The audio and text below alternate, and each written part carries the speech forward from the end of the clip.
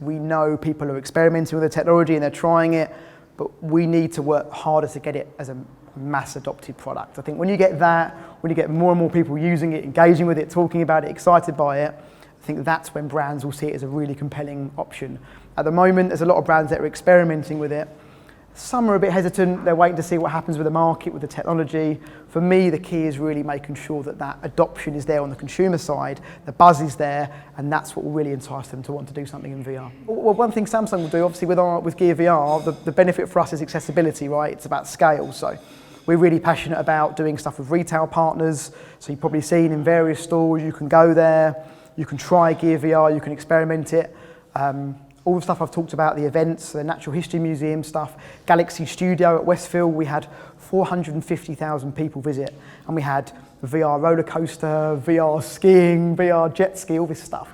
So for us, that's the key, because that allows us to take VR to a new demographic and get people experiencing it. Because VR as a technology, without getting someone to use it, it's incredibly hard to articulate what it can do because it's such a new medium. I think to allow people to create their own content and view it, it's more bespoke to them, it's more reflective of their lives and who they are.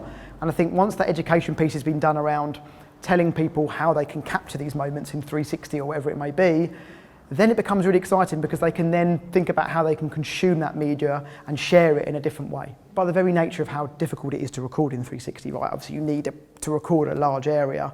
I think adoption on phones will be a bit further down the line. So I think for now, the immediate part is making accessible 360 cameras. So that's what we've tried to do with Gear 360.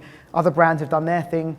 That's all great because I think if you can translate to the customer, they can purchase this device, they can record their content, they can stitch it easily, they can share it easily. That's the key. Because when you get people start using it, word of mouth spreads, oh, I've recorded a wedding in 360 or whatever it may be.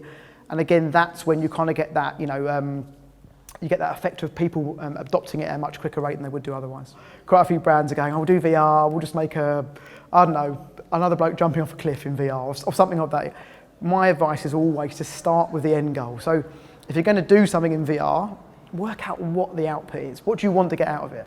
Do you want brand equity? Is it just a bit of PR shout? But do you want to actually get something out of this? Is it about making people more engaged with your brand so they'll go and purchase more from you? Is there a commercial aspect to it?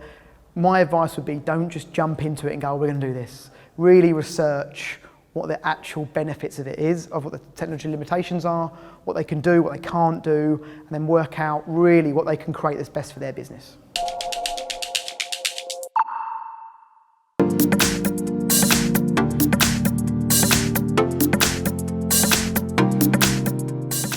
So we are looking for Siamese fighting fish, and they are the talent that, it's the fish that goes in the water and makes all the others swim around a bit faster. So people who actually terrify us is what I'm on the lookout for.